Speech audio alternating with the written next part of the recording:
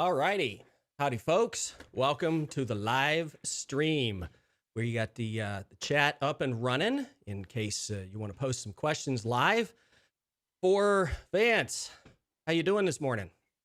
All right, doing well, Matt. Thanks for letting me steal some time on your channel and your live stream a little bit. Oh, hey, no problem, man. No problem. You are you're the guest of honor today. What are you gonna tell us about? Yeah, so basically I'm going to talk about something that has been a what I would call a side passion of mine for Parks on the Air for I guess about 4 years now, Mhm. and that is our annual summer support your parks and plaque event. My what I would call my day job with POTA, one of the developers, so helping write code and stuff in the background. Most of what I do with POTA revolves around the awards processing. So when you get to click your buttons and see your pretty certificates generate automatically with your name and stuff on them, that's the stuff that I spend a lot of time working on in POTA normally. Cool. So Well, for what it's worth, thank you. We get a bunch of good feedback from that, and just enough people going, "Hey, didn't I earn this award? Where is it?" That yep, I think people like them. So thanks for doing yep. that. Yeah. When you like the awards, I'll take credit for that. When they don't work right, I'll say that's somebody else's fault, but it's probably mine. So so that's the stuff that I work with Jason on. But the yeah, I guess it was in 2018, 2019. Um, One of the things that I started doing is um, basically I just really liked POTA as a participant even before I was a developer. So when I got involved as a developer, I just one year talked to Jason and said, "Hey, it might be fun if we did like a special thing in the summer and maybe gave out a plaque for somebody. You know, we do this annual summer support your parks thing anyway, so I'd be willing to pay for a plaque and give that to whoever makes the most contacts." So Cool. so that's kind of where the whole plaque event started. So in the conversations with Jason, I said, "Hey, I'll do this," and one of the other people who was very active in POTA, Brian, I'm gonna get his call sign wrong probably, but K0ATZ, I think. He basically said like, "Hey, I'll pay for one for the hunters if you're going to pay for one for the activators." Hmm. So the first year it was really very informal. It was just me and Brian said, "Hey, we'll each pay for a plaque and kind of put them out there for grabs just to drive activity in the program." Um, Obviously it was a very big hit, so over the years that plaque event kind of grew. Now we're in our fourth year of doing the plaque event. We actually get a number of different sponsors, so a lot of people have raised their hands. Yeah, I didn't uh, realize it had been that long that we've been doing it. yep, yeah, it grew fairly steadily over the last 4 years. So this year, now in our fourth year of doing that event, we're up to 11 plaques that folks have sponsored. And basically the idea is during the summer support your parks event, which is July 17th and 18th, Hmm? get out in your parks. It's all the standard POTA rules. There's no special rules you have to follow any other than just the normal get out, activate, or hunt. For activators, make sure you get your logs submitted within a 2 week window after the event ends, and then just using the normal data that we collect with our contacts, we give away these 11 plaques. Um, and it's really a lot of fun. It makes for a very busy weekend. Yeah, I haven't managed to score one of those things yet. I'm gonna claim I was too busy doing things like this, but There you go. that's okay. Well, I'll give some tips. I'll buzz through and give everybody some kind of info on the plaques, but for those who are interested, there's a couple of these plaques that are very attainable. So if there's anybody out there, any of your listeners or anybody that watches this on the recording before the event, I'll have some inside scoops for you here if you want to really try to chase down some of these plaques for Uh, strategy. But Here we go, folks. Now I but gotta wait. I gotta see whether I actually want to broadcast these tips to everybody or keep them for myself. We should have yeah, done yeah, this as a quick, recording. Oh well. quick, hit the mute before the delay catches up and people hear the secrets. No, the go for it. That's cool. But yeah, the basically the plaques that are out there that are up for grabs are basically we have 11 plaques. Most of them are in pairs, so there's an activator and a hunter variant. So the first pair is just for most contacts overall during the 2 days. The second one is for most voice contacts. The next pair is for most CW contacts. And I do like to highlight the activator one for the CW contacts. We do actually call the N2CX Memorial. A lot of people who were involved in POTA early on knew N2CX as the guy that got them into doing CW specifically for trying to make more contacts on park activations. You know, he was a big activator, he was a big CW guy. So Yeah, so the CW one we've kind of named in honor of him when he passed away because he was so influential in the CW piece of POTA. Um, sure. No, so that was awesome. That's appreciated by all, I'm sure. yep, yeah. So that's our CW. Then we have a pair of digital plaques for activators and hunters. And then we have our pair of plaques that are really about the most unique parks. So Rover and Chaser. So the Rover plaque is the person who activates the most parks during the 2-day weekend, and the Chaser is for the person that contacts the most parks during that 2-day weekend. Okay, good to know. Yep. I was thinking, well, I have to bring my dog with me for the Rover plaque, or Yeah. that makes a whole lot more sense. Yep, yeah, and we borrowed those terms from the kind of the VHF UHF crowd. You know, they like to do their grid roving, so Hmm. this is our version of roving, but it's park roving instead of Hey, grids. why not? You know, there's no sense reinventing the wheel. If folks have stuff that works, just use it. Yep, and the rover one, that's always a lot of fun to watch. You know, as you watch the spotter and watch the chatter on Facebook and Slack channels and stuff, um, because that's the folks that really get into activating. Like they love to chase this one down. So um, Justin set a super high bar for the rover plaque last year. So last year in the 2-day weekend, Justin KN4 MQR, I think. Yeah, I was I I think. always I struggle to think. Don't remember the quote call me on sign. that. Yeah, I'm lucky but if I can remember my own call sign. yeah, but last year he actually he actually registered and got a special event call sign. So he operated during the 2-day weekend as K4L, and in 2 days he activated 52 unique Good parks. heavens. So it was, I mean, like all day, all night, just boom, boom, boom, one to the next, and he took advantage of finding some of the like the twofers and Sure. what's I got funny messages. Oh, Okay, sorry about that. well, nope, The you're doing fine. You're doing fine. We can't the see those funny messages, so don't worry about Yeah, well, it. yeah, I thought I was getting kicked off, but it was something else. So, um, but anyway, yeah, the during those 2 days and those 52 parks, he really took advantage of like the twofers and threefers and stuff. So he planned Sure. out a route that would make sure he was able to hit all of that kind of stuff. Um, so, and I think in some of your stuff that you've done for us, you've talked about those twofers and threefers and things with people. Yeah, Uh, that's a topic for probably for another live stream. We ought to get yeah. the whole admin team together because that's a hot topic. How do I figure out whether or not this really is one of those things? But Yep. Yeah. yeah, Yeah. So Justin that appears is to have it. definitely an episode. Yeah, appears to have it nailed. So good on him. Yep. Gonna So, make him go by kayak or something this year. Slow him down. yeah, well, and it's funny. I know he has done some kayak stuff, but I don't know if he did any kayaking to get to any of those 52 or not. Yeah, But but yeah, I'm those are actually the gonna main. hope no. Otherwise, this may be hopeless.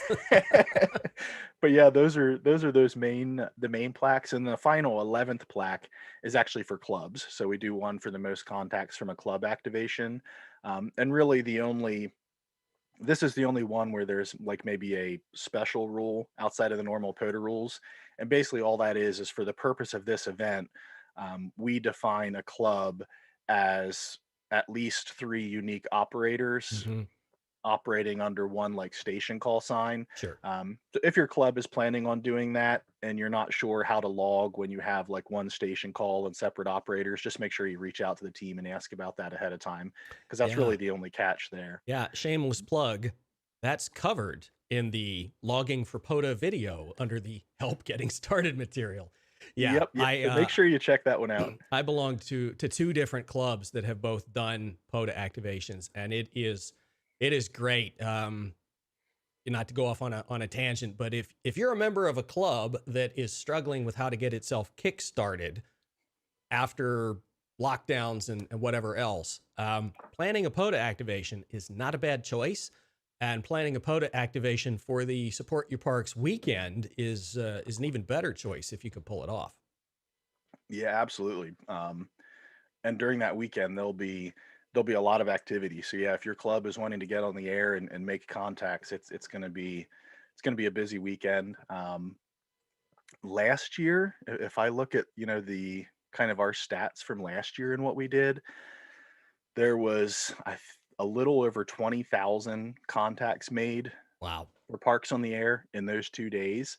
Um, so yeah, it's if you're a club and you want to kind of generate some pileups and get some activity, if we turn out in numbers anything like we did last year, it'll be a busy weekend. There was 170 different activators last year, went to 350 different parks, Yeah. and Well, we're and the hunted program by. has just grown in the last year. I mean, we've literally added thousands of Yep. registrations in the past year. So it's not going to get any smaller. No, for sure. So yeah, it's very busy. It's a lot of fun. Phone is probably still the most prevalent mode, just because that's the one that most people are comfortable with. CW obviously is a very close second. Um, so if you're a smaller club or a smaller operation, those CW and voice and phone plaques. Um, might be a high bar, but this is where I'll give some of the tips and tricks. If you're fairly new in it or you have a more modest station, one of the things we do with Parks on the Air is we really do encourage folks to get out and do digital activations. We actually have a whole kind of subgroup for the people that are into digital just for POTA. Um, because Jason has such a passion for digital modes, he wanted to make sure that, unlike a lot of the big contests, and a lot of the big contests, they call any data mode one data QSO. So Right. whether you contact via PSK 31 or RIDI, like that counts as one data QSO. Jason really wanted to encourage people to try different things, so we count each data mode as a unique contact. So Yep. if you're fairly new and you want to try to rack up some QSOs and maybe chase down some of those data plaques, that's really an area where folks can really get after it, because you could set up, run FT8 for a while, and when FT8 kind of dries up for unique contacts, you can switch over to PSK 31. You can contact all those same people over again, and that's a Right. unique contact. So if you kind of plan, that's the area where I'd say, if you're new to the game and you want to try to chase a plaque, kind of take advantage of some of that data stuff. Yeah. The data stuff also gives folks who don't do CW access to the 30-meter band, for Yep. instance. And with band conditions being all over the place, I was just watching the solar forecast this morning, and Tamitha on YouTube. She's You can always tell the more excited she is, the more interesting it's going to get for us, Yep. and it's going to be interesting here for a while. So yeah, keep your options open. You can run any band mode, anything that's legal for your license class, and where you are is fair game. Try them all. Yep. Yeah, absolutely. Get out there.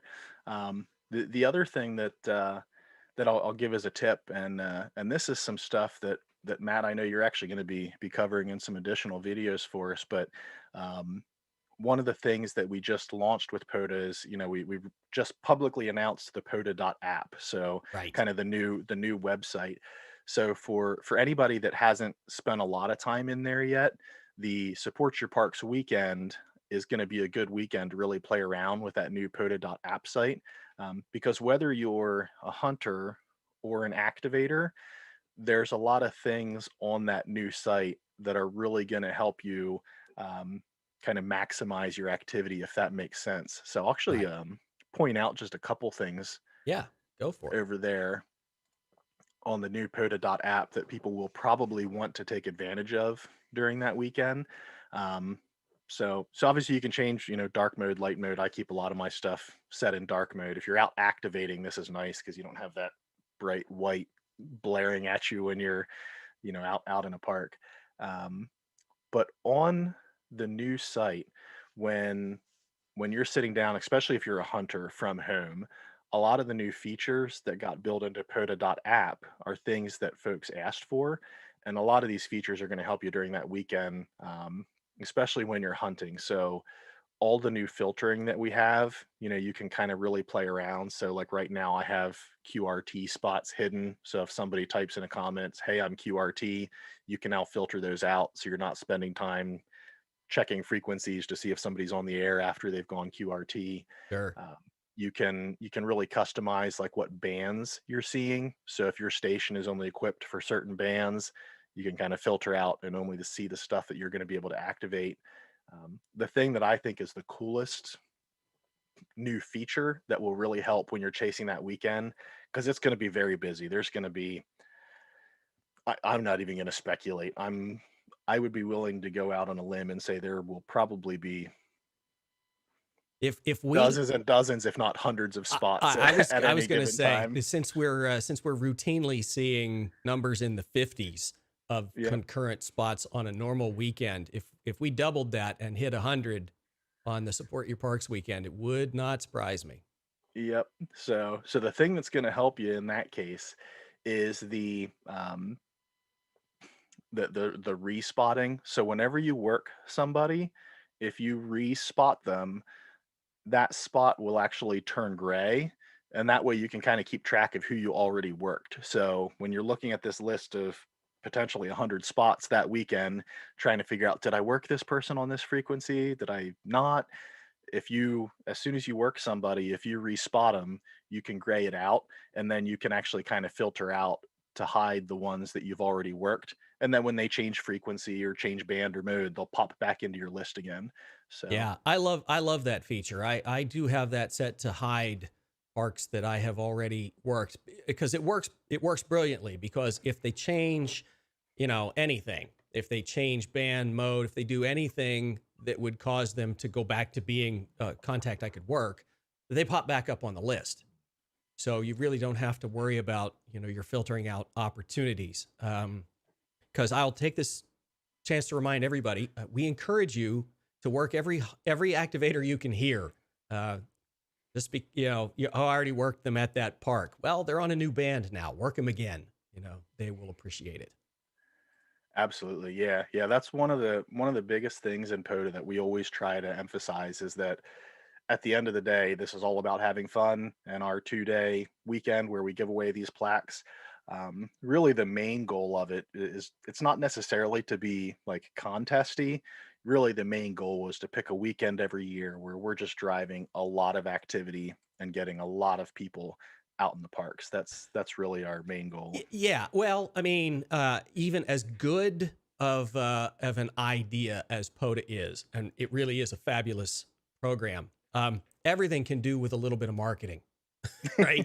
to, Yep. to spread the word, because as many folks as we have registered, and as much as the program has grown, I'm convinced there are still hams out there who haven't heard about it and would like it. So it's good to have, just a little extra something now and then to get folks to pay attention, come back, remember we're still here, that kind of thing.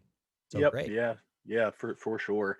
The the other thing in marketing, POTA is a really good chance too, just for us to promote our hobby to the community at general. Yeah. If we have a weekend where there's a bunch of people out in a bunch of local state parks, just by the sheer numbers game, that means more of the general public are going to end up interacting with ham radio operators, and any time that we get to interact and talk about what we're doing and stuff is a good thing for the hobby as a whole. Yeah, for sure. That's honestly, it's hard for me to say what's my favorite part of POTA, but that's a contender. Significant, more than half of my activations, I end up talking to somebody who isn't a ham. Many of them thought ham radio went the way of the dodo bird 50 years Yep. ago. And as much as I like Field Day, I mean, Field Day is such a big production that it usually ends up happening, off in a field somewhere where there aren't a bunch of people because there's too much gear and whatever else. So I really like that. I really, really like that opportunity to engage with folks and just educate them, let them know what's going on. Yep. Yeah. Yeah. That's always an exciting part of it.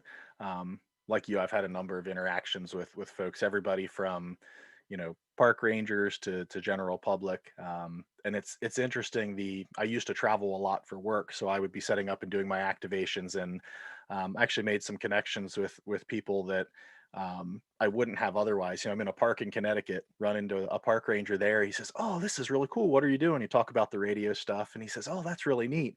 And then in our conversation, go on to find out that he actually used to live in my area and ran with the local volunteer fire department. Yeah. And so there's a lot of connections that you get to make in the hobby. And on the 17th and 18th, with more of us out in the parks, we're going to have more and more of that kind of stuff.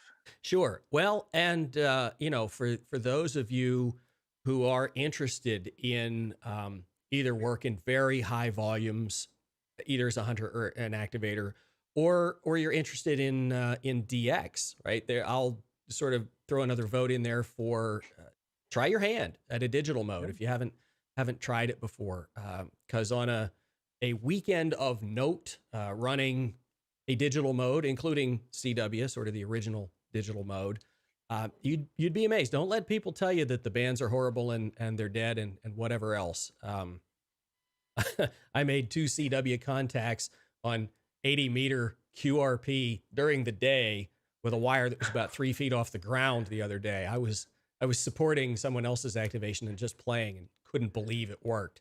So get out there and try it. You never ever know what's going to fly. Yep. Yeah, it's a lot of fun. And probably the last piece of information that I really want to make sure I share with everybody. One of the new things that we're doing this year, kind of along the lines of getting new people interested, and even if you don't think you necessarily could be in the running for one of like the what I would call the big plaques. We are going to share some additional like statistics from the event this year. So the inside scoop is really that these are things that we've talked about whether we should add plaques for or not. So kind of what I came to is, hey, this year, rather than like add plaques, let's just track the stats in these categories. And if there's a lot of activity, then maybe we reach out and ask people if they'd like to sponsor plaques in these categories in the future. Yeah, that's a good Um, idea. so That's a good yeah, so idea. for this year, we're going to be sharing essentially all the same information. So most contacts by activator, hunter, by the different bands and modes. We're going to share all that information, but just with more granularity. So we're going to put together some information that shows by state who was the biggest activator and hunter, or by Yeah, province, or because of the DX and all the international pieces, we have it broken down so that we can do it by county in England or by prefecture in Japan. So right. wherever you are, we're going to do some location based stats so you can see how you stack up against maybe Cool. your friends in your local club. So there's going to be a bunch of extra stuff like that that we keep Yeah. track of this year to share. I tell you, the other thing that might be interesting is the op to op stuff. I think, especially if you've got operators that are working on roves or Yep. working on doing a lot of bands, it's possible they would work the same hunter the whole lot of times. Yep. Yeah, yeah, that's actually a good one. We did put on our list that wanted to keep an eye on park to park contacts, but you're right, it would be interesting to see, those hunters. I know last year during Justin's big rove, it was fun to watch on the spotter because you could actually kind of see some of that stuff happening live. Hmm. So you'd see Justin pop up with a self spot in a new park, and it seemed like within seconds, now I forget his call sign. The guy who ended up with the rover plaque, kind of the counter to Justin's. Within seconds, you'd see, He was if, respotted. if you could hear, you'd actually hear the contact. Some of them I could hear, some of them I couldn't, just depended where Justin was. But Yeah. if you could hear, it was funny. Like Justin would self spot, and the same guy always, like within the first few contacts, was getting him again and respotting him. So Yeah. the folks that are passionate, they really watch hard and chase. So it's fun Yeah. to watch that op to op stuff happen as the folks kind of chase each other around. They're, yeah. Well, it's like anything else. There's a little bit of luck Yep. involved in this too. If you happen to be the hunter who's sitting in the sweet spot, like 40 meters always works between you and the guy chasing the rove. Yep. Well, that's just good fortune, but it's Yep. part of the fun. Yeah, and sometimes I like to say it seems like, at least from where I live anyway, it seems like for some reason the state of Michigan always has like a 3 dB advantage. Like Michigan seems to be able to hear everybody, and It's no the matter where I am, I can rely on contacts to Michigan. I because centrally located, the salt, the lakes there. I Yeah, guess they're that's funny. It's the Carolinas. The pretty Carolinas for okay. me are just the right distance for 40 Okay. meters. Um, and then Florida, uh, Yep. especially it's a combination of Florida and we got a real prolific. Well, we got a bunch of prolific activators down there, but Bill Yep. K4NYM he's got the Florida secret sauce. Like his signal always comes booming in when nobody else's do. So Yep. I'm sure he'll be out and about, giving Justin a run for his money. Hopefully, Yeah, yeah, we'll see. Or I guess the next thing would be no, we don't do a plaque for it, but it would be interesting to see if a group of folks goes on a rove together. That's going to be the next thing. I know the VHF UHF guys, you see them kind of doing their group roving. yeah, I think there's actually a term for that they used to talk about when those guys would get together in a group and rove to try to do that. It'd be interesting to see if we get any of that action yeah. in I POTA. suppose there's certainly nothing to stop a club Yep. from going on a rove. Um, so Yep. that's all pretty cool. Pretty Yep. cool. All So right. Well, any parting words of advice, sage wisdom? Or are you going to keep that all to yourself until after the weekend is over? well, I think I've shared all my inside secrets, unfortunately. So yeah, just probably just a final reminder. 17th and 18th of July, and that's UTC. So it's on July 17th, 0000 UTC, all the way up through 23:59:59 on the 18th is the big day. So get out, have fun, and whether you're chasing a plaque or just having fun portable or using it as a test for field day, whatever your scoop is, there's going to be a lot of activity. So it'll be a good weekend to be out there. For sure. And on the off chance that you happen to catch this as a recording or something later, and you're sitting there going, "What in the world is what are they talking about? What is Parks on the Air?" Parksontheair.com. There's a menu choice for help and getting started. Greatest thing since sliced bread, certainly in the ham radio communities. And get yourself signed up, get involved, because if you got a ham license and you're not in POTA, you're missing it. And if you don't have a ham license, you're also missing it. So Yep. stay tuned. Yeah. We'll get you going. And if people have questions, I'm always willing to answer questions directly. So whatever your favorite social media is, you can probably find me at N3VEM on, whether it's Twitter or Instagram or whatever. I'm easy to track down. Very cool. Very cool. Well, hey, appreciate it, Vance.